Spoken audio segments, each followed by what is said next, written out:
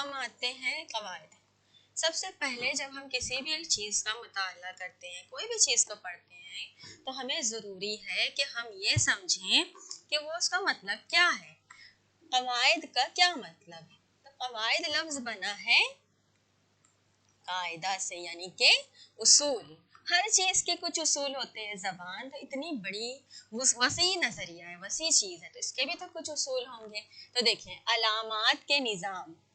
अलामात क्या है?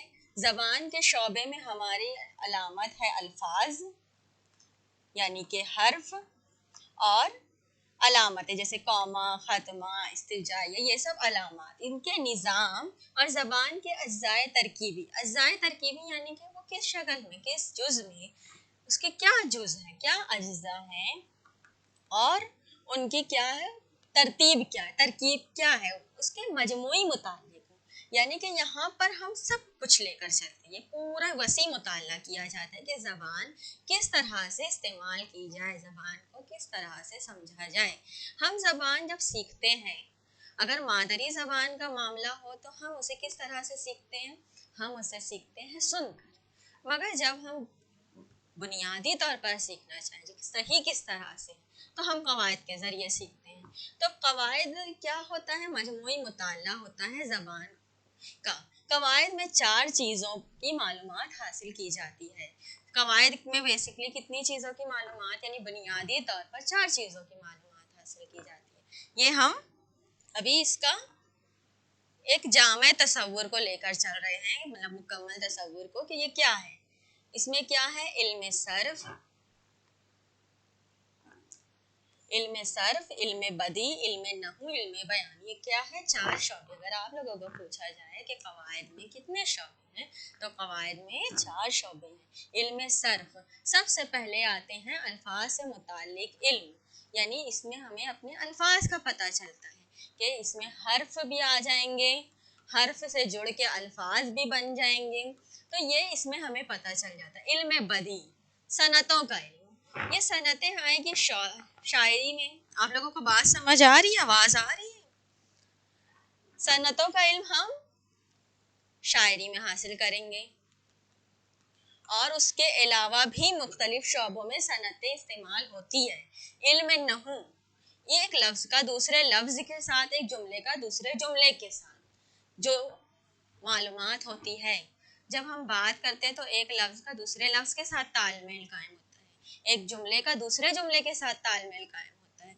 ये जो तालमेल होता है, ये जो ताल्लुक होता है दरमियानी, ये इल्म नहू के ज़रिए समझा जाता है। फिर आता है इल्म बयान।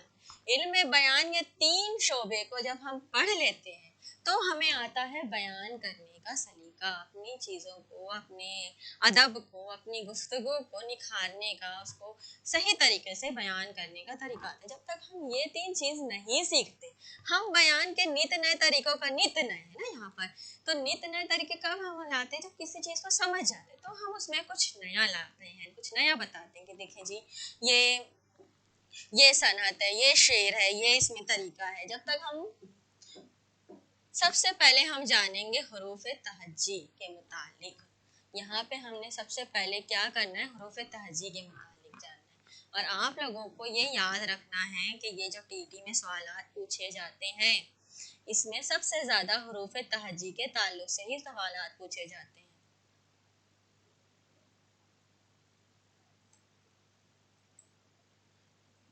हाँ जी, वालेकुम अस्सलाम, इस्तकबाल है आप लोगों का, वक्त पे आ गए आप लोग। हाँ जी, तो कह रहे थे हम कि हुरूफ तहज्जी, क्यों हुरूफ तहज्जी के ताल्लुक से ज़्यादा सवालात पूछे जाते हैं? इसलिए पूछे जाते हैं कि हम जब तलबा को पढ़ाते हैं तो सबसे बुनियादी चीज़ होती है हरूफ तहज्जी। हम हरूफ तहज्जी के मुतालिक अगर पूरी मालूमात नहीं रखते तो हम उसके आगे नहीं बढ़ सकते। ये सबका जो मिलता है, बहुत कम आ रही है, अच्छा जी, वॉइस कम आ रही है। जब ये सब चीज़ों का तालमेल होता है, ये हरूफ के माबैन रब्त कायम होता है, हम हरूफ का पूरा पूरा इल्म रखते हैं। हरूफ का इल्म उसकी अदायगी का इल्म है कि हमने किस हर्फ को किस तरह अदा करना है, किस तरह बोलना है, अदा करना यानी बोलना। तो ये क्या होता है, जब हम हरूफ का इल्म हासिल कर लेंगे हर्फ तहज्जी का, तो हम कह सकते हैं कि हमें ज़बान समझ आने लगी है। हरूफ तहज्जी यानी सादा अल्फाज को अलामतों के ज़रिए लिखना। ये क्या होती है? आवाज़ होती है। हर्फ जो होते हैं बुनियादी तौर पर एक आवाज़ है। अब मैं अगर बा की आवाज़ के लिए ये साइन इख्तियार कर लेती हूँ, अगर मुझे बा लिखना है तो मैं उर्दू में इसको इस तरह लिख रही हूँ, यही अंग्रेजी में बा का इस तरह लिख रहे हैं। क्या है? अलामत है। अंग्रेजी वाले इस अलामत का इस्तेमाल कर रहे हैं, उर्दू वाले इस अलामत का इस्तेमाल कर रहे हैं। तो मामला सिर्फ ये है कि एक आवाज़ को हमने पेश करना है, एक आवाज़ को हमने पहुंचाना है। हम बोल नहीं जा सकते, वहाँ हम लिखते हैं। जहाँ हम कह के नहीं बात कर सकते वहाँ हम लिख कर करते हैं। तो वो आवाज़ जो हम कहते तो सामने वाला सुन सकता, हम उसको क्या देते हैं? तहरीरी रूप दे देते हैं कि सामने वाला समझ जाए हमारी बात पढ़कर। तो ये अलामतों के ज़रिए लिखना, इन हरूफ के मजमूए को क्या कहते हैं? हरूफ तहज्जी कहते हैं। उर्दू ज़बान में कुल 36 हरूफ तहज्जी हैं। ये बात आप लोगों ने याद रखनी है कि उर्दू ज़बान में कितने हरूफ तहज्जी हैं?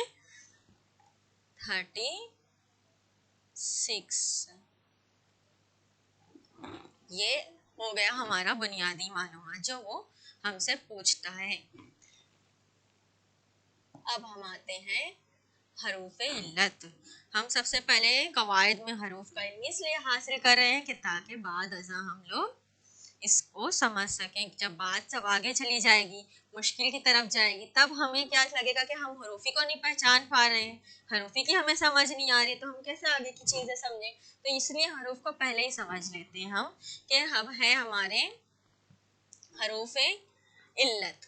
हरूफ इल्लत क्या है? अलीफ वा ये, वावेल, अलीफ वा और ये हमारे क्या हो जाते हैं? ये में शामिल है बड़ी ये भी छोटी ये भी। हाँ जी, ये यहाँ पर दोनों शामिल है, अलीफ वा और ये। इसको हमने एकदम याद रखना है कि हरूफ इल्लत क्या होते हैं। अलीफ वा और ये हरूफ इल्लत होते हैं। उसके बाद जितने हरूफ होते हैं वो क्या होते हैं? हरूफ सही होते हैं। ये एकदम आसानी से हम, हाँ जी, माइक हम और आगे कर लेते हैं। तो हम ये कह रहे थे कि बाकी सब क्या होते हैं? हरूफ सही होते हैं। अब आ रही आवाज? अब तो लगा भी लिए अच्छे से। तो हरूफ सही बाकी तमाम हो गए। तो ये एकदम आसानी से हम याद रख सकते कि अलीफ वा और ये क्या है? हरूफ इल्लत है। बाकी के सब क्या है? हरूफ सही है, यानी वो सही है, बाकी सब 3 ही हरूफ इल्लत है हमारे। अब देखिए, मैं आप लोगों को ये सब बताई। अब हम अगर कोई चीज़ पढ़ रहे तो हमें पता होना चाहिए कि ये पूछी किस तरह से जाती है, तभी आप लोगों की भी दिलचस्पी बढ़ती है। और दूसरी चीज़ ये है कि आप लोगों को इस तर्ज का पता चलता है कि ये पूछा किस तरह से जा रहा है। जो चीज़ें समझाई जा रही है, जब वो पूछी जाएगी तो किस तरह पूछी जाएगी। अब यहाँ देखिए, बाजी हाजी ये पूछा गया है। हाँ जी, बाजी हाजी और चाची ये 3 चीज़ें हैं, 3 लफ्ज़ दिए गए हैं। इन अल्फाज की मुनासिबत से दर्ज झेल में से कौन सा मुतबादिल दुरुस्त होगा? हाँ, यहाँ पर आपने सवाल समझ लिया कि ये 3 लफ्ज़ दिए हैं। अब हमें ये समझना है कि इनकी मुनासिबत से दर्ज झेल में से कौन सा मुतबादिल। अब यहाँ ये की वजह से मुरक्कब अल्फाज बन गए। हाजी क्या मुरक्कब लफ्ज़ है? नहीं है, ये अकेला एक बंदा ही हाजी होगा। और दूसरा है चाची, यहाँ चाचियाँ तो नहीं दिया है। अगर यहाँ चाचियाँ होता तो हम मानते कि भाई मुरक्कब हो गया ये लगाने की वजह से। नहीं, यहाँ पे तो सिंगल है कि चाची, ये लगने से कुछ डबल तो नहीं हो रहा है ना। बाजी, बाजियाँ तो नहीं हो गई, तो ये लगने से मुरक्कब अल्फाज बने नहीं बने, ये गलत हो गया। यहाँ ये कि सही शनाख्त नहीं है। क्या ये सही से प्रोनाउंस नहीं हो रहा है, सही से तलफ़ुज़ नहीं आ रहा है? बाजी चाची एकदम अच्छे से आ रहा है, मैं पूरी तरह से ये को अदा कर रही हूँ। तो यहाँ पे ये वाला ऑप्शन भी गलत हो गया। अब यहाँ पे है, यहाँ ये हर्फ सही के तौर पर इस्तेमाल हुआ है। अभी हम पढ़े हर्फ सही, हरूफ सही जो होते हैं वो उसमें क्या ये होता है? आप लोग जवाब दीजिए, होता है ये? हरूफ सही जो होते हैं उनमें क्या ये शुमार किया जाता है? चलिए, आप लोगों का जवाब तो बड़ी देर में आता है, नहीं होता। क्यों? क्योंकि अलीफ वा और ये क्या है? हमारे हरूफ इल्लत हैं। हरफे क्या है? इल्लत। यहाँ ये हरफे इल्लत के तौर पर इस्तेमाल हुआ है, ये हमारा राइट आंसर है।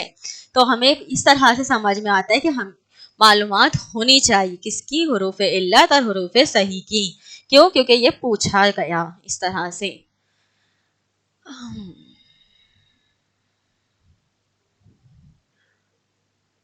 अभी ये चीज़ हम बाद में समझेंगे, फिलहाल हम देखेंगे आगे की मालूमात, क्योंकि अभी आप लोगों को पढ़ाया नहीं गया है। बाद में ये सवाल की तरफ हम फिर आएंगे।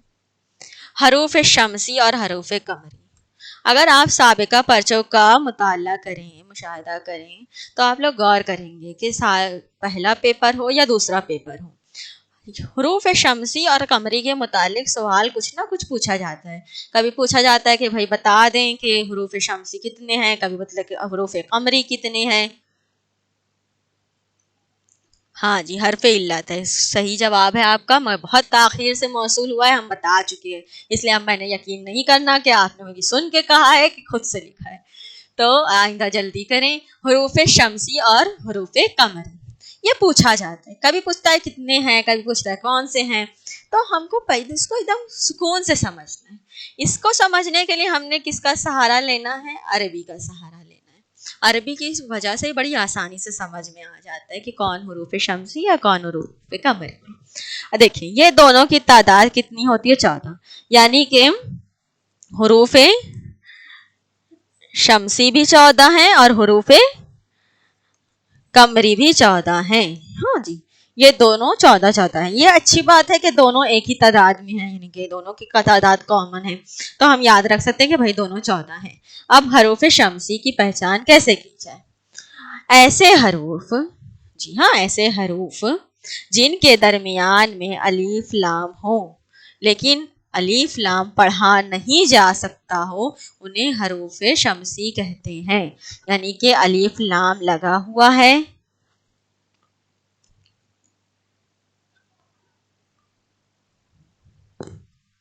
हाँ जी। तो देखिए जहां अलीफ लाम हो लेकिन पढ़ा ना जाता हो, वो क्या कहलाते हैं? जैसे कि देखिए इसको आप क्या पढ़ेंगे? अल शम्स या अशम्स वद्दुहा। हम क्या पढ़ते हैं? अशम्स। यानी कि अलीफ लाम हम पूरी तरह से नहीं अदा करते, अशम्स पे आ जाते हैं, लाम क्या हो जाता है? चला जाता है। और उसके अलावा हमें मिलेगी मजीद मिसालें।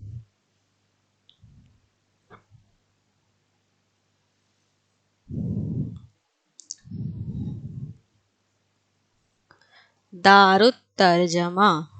अब यहाँ मैं इसको ऐसे तो नहीं पढ़ूंगी दारुल तर्जमा या दाराउल तर्जमा, नहीं जी, मैं ऐसे नहीं पढ़ूंगी इसको। मैं इसको डायरेक्ट कहाँ आऊंगी? दार के बाद डायरेक्ट ता पे आ जाऊंगी, दारुत तर्जमा। तो दारुत तर्जमा जो मैं ये अलीफ लाम को खत्म कर दी, तो ते क्या हो गया? ते यहाँ पर हो गया हरूफे शमसी। तो यहाँ पे हमें किस तरह से समझना है? फौरी तौर पर हमने किसी भी अरबी का लफ्ज सोचना है। अगर हमें इसके लिए यहाँ पे फहरिस्त भी बनाई गई है, अगर आप लोग को नहीं अरबी का लफ्ज याद आता तो आप लोग ये देखें कि देखें ये जो है ना, ये सब हरूफ शमसी है। दारुत तर्जमा में ते को हम डायरेक्ट आए थे, वो छोड़ दिए थे। यहाँ असमर ले लेंगे हम, या फिर असानी। सा क्या हो गया? इसको हम छोड़ दे रहे हैं, इसको हम बीच में से हटा दे रहे हैं अलीफ लाम को, असानी।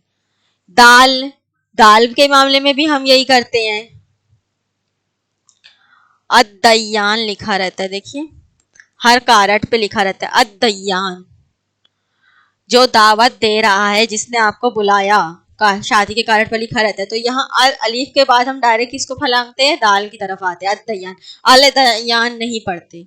ये जे के मामले में भी हो रहा है, रे जा, ये सब जितने हैं इन सब के मामले में क्या होता है कि इनके पीछे अगर लग जाता है तो ये अज़्ज़िक्र, अज़्ज़ाकिर, ये इस तरह से पढ़े जाते हैं।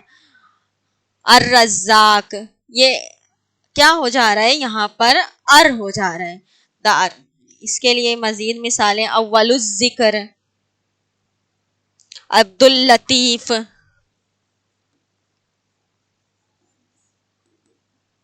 अब्दुल हो जा रहा है, यहाँ से ये हट जा रहा है, अब्दा लतीफ नहीं हो रहा।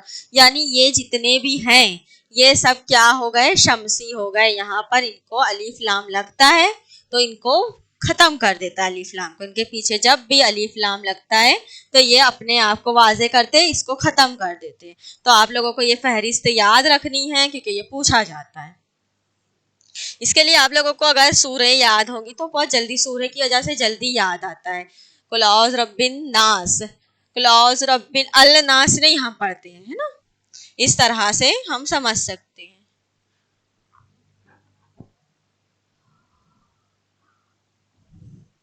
और फिर हम आते हैं हरूफे कमरी की तरफ। तो देखें हरूफ कमरी जो होते हैं, अब जाहिर है इसमें अलिफ लाम नहीं था, अब इसमें जो अलिफ लाम है वो पूरी पूरी तरह से क्या कर रहा है, पढ़ा जा रहा है। ऐसे हरूफ जिनके पीछे अलिफ लाम की आवाज जाहिर होती है उसे हरूफ कमरी कहते हैं। यहाँ पर यानी कि हरूफ कमरी में हम देख रहे हैं, अलिफ लाम को महसूस कर रहे हैं। अब्दुल बारी, बा को हम ले रहे हैं, अब्दुल बारी, यहाँ पे पूरा पूरा हम अल्फाज को इस्तेमाल कर रहे हैं। और यह है रबील अव्वल, अभी जो महीना है रबील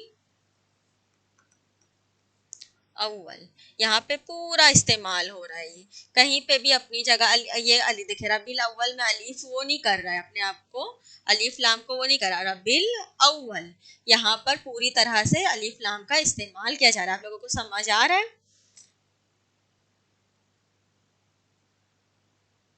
लाम जी, लाम जो है ना, अब यहाँ पर देखें लाम है हरूफे शमसी में, ये अपनी जगह पर पढ़ा जाता है। इसके पीछे अगर लाम के पीछे अगर लगता है, इस तरह से समझें आप लोग, लाम के पीछे जब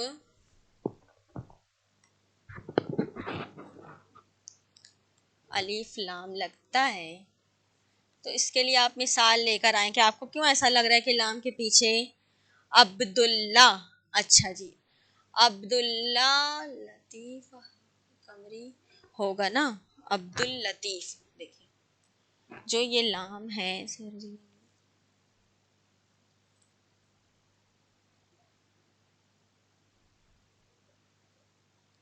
इसके लिए आप लोग इस तरह से समझें, दारुत तर्जमा जब, या चलें अब अब्दुल्ला ले लेते हैं, तो यहाँ पर हम अब्दा लल्ला नहीं पढ़ रहे, हम क्या करें, अब्दुल्ला। ये दो लाम है ना, तो ये वाले लाम को हम हटा दे रहे हैं। आप लोग को समझ रहे हैं, यहाँ दो लाम है। इस तरह से याद करने में आसानी रहेगी। यस मैम समझ में आ रही है। देखिए अब्दुल्ला, जब आप लोग अब्दुल्ला की मिसाल लेकर आ रहे हैं तो यहाँ पर अब्दुल, ये अलिफ लाम हट गया ना, अब्दुल्ला यहाँ पे दो लाम था तो ये वाले लाम को पकड़ा गया। इस तरह से आप लोग एक और मिसाल लेके हैं,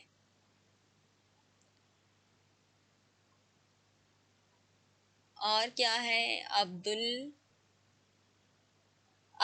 लतीफ। देखिए आप लोग जितने अल्फाज लेकर आ रहे हैं ना, अब्दुल लतीफ, तो देखिए यहाँ अब्दुल, यहाँ पे अलीफ हट गया, अब्दुल लतीफ हो गया, अब्दुल अब्दा लतीफ नहीं हुआ। इस तरह से जो ये फहरिस्त दी गई है, आप लोग अगर इस पे सब पे फोकस करेंगे तो यहाँ हर एक के साथ मामला यही है कि कहीं महसूस हो रहा है। अब हरूफ कमरी की तरफ हम आते हैं जहाँ पे अलीफ लाम पढ़ा जाता है। यहाँ पर हम देख लिए बा के साथ भी लगता है अलबारी, तो ये पढ़ा जाता है अलीफ लाम। अल हलीम, अल खालिक, अल खालिक अगर पढ़ते हैं तो खालिक नहीं पढ़ते, खा के साथ भी अलीफ लाम पढ़ा जा रहा है।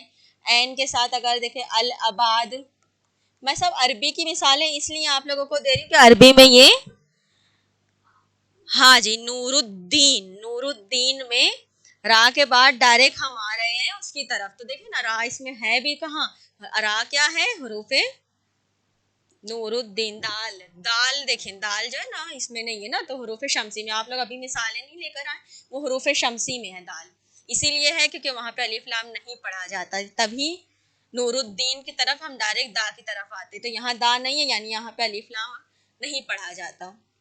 हम कहाँ थे? अल आबाद हो गया। अब गाफ, अल गफूर। देखिए, अब गफूर नहीं पढ़ा जाता, अल गफूर रहीम बोलते हैं हम, अल गफूर कहते हैं, अल फलक कहते हैं। सूर्य नास के मामले में अन्नास हो जाता है, नून लाम हट जाता है, मगर अल फलक के मामले में हम अलिफ लाम पूरा पूरा पढ़ते हैं। ये हो गया। अल कालिब, तो यहाँ पे काफ क्या हो गया? अलिफ लाम पहले से पढ़ा जा रहा है। अल काफ हो, ये वाले काफ, ये काफ है तो ये काफ भी होगा। अल किताब, इस तरह ये भी पढ़ा जा रहा है। अब आते हैं हम मीम की तरफ। अल मालिक, अल्लाह ताला के बड़े नामों में से भी इससे हम समझ सकते हैं। ये हो गया। अल वालिदैन, जहाँ पे भी ये जिक्र हुआ है तो अल पढ़ा जाता है, डायरेक्ट वालिदैन नहीं पढ़ा जाता। अल हादी, नाम भी रहता है ये के साथ भी अल पढ़ा जाता है। अलिया, अलियावर या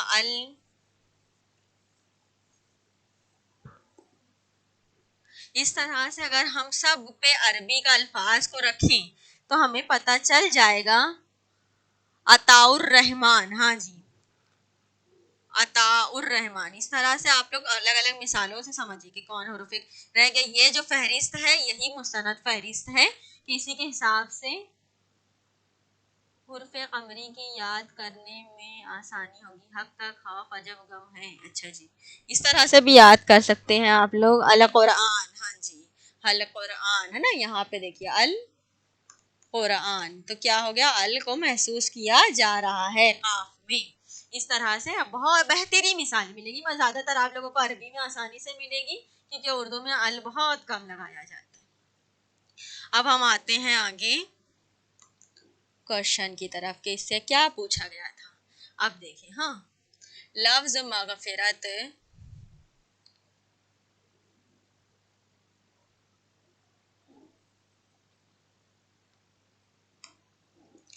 लफ्ज मगफिरत के हरूफ को अलग करने के बाद, हाँ, बिल तरतीब कितने कमरी और शमसी हर्फ आते हैं?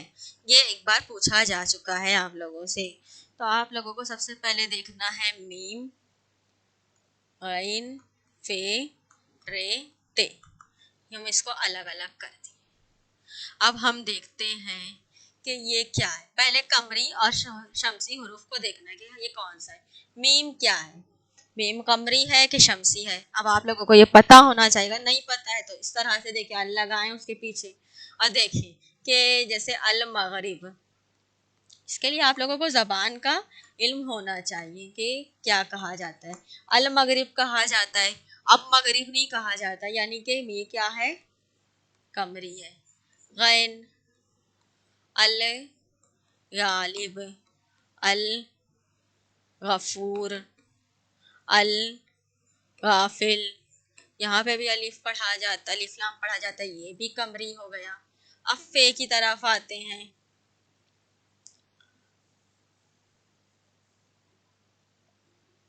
फे, फे के पीछे हम लगाते हैं अल। अल देखिए, हाँ,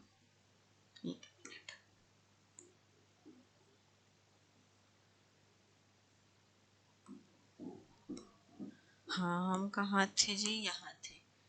मीम, गैन, फे, रे, ते। मीम हमको पता चल गया कि कमरी है, गैन पता चल गया कि कमरी है। अब यहाँ रे, ते। दारुत तर्जमा में हमको ये पता चल गया था, दारुत तर्जमा हो रहा था, यानी कि ये शमसी था। ते, अब बचा ये रे और फे। रे का हम लगाते हैं अर राजिक, अल्लाह ताला के नाम में से है, अर हो जाता है, ये भी शमसी है। अब बचा फे, अल फुरकान, अल फुरकान के अगर देखा जाए और अल फारूक उमर फारूक के रकब से देखा जाए तो ये फे भी कमरी यानी कि 3 कमरी है 2 शमसी है। अगर आप लोगों को याद नहीं रहे ना तो इस तरह से देखना, हाँ, कि कितने क्या है, लगा लगा के अल्फाज। देखें वही जवाब है जी, हम जबकि बगैर देखे किए है। 3 कमरी है 2 शमसी है। इस तरह से आप लोगों को समझना है कि किस तरह से है। हमको इसलिए वक्त लगा क्योंकि हमको खुद नहीं याद है कि कितने क्या है। हम ऐसे अल्फाज बनाते हैं और फिर देखते हैं कि है कि नहीं है। इस तरह से याद नहीं रहता कि तरतीब से कि कितने हैं।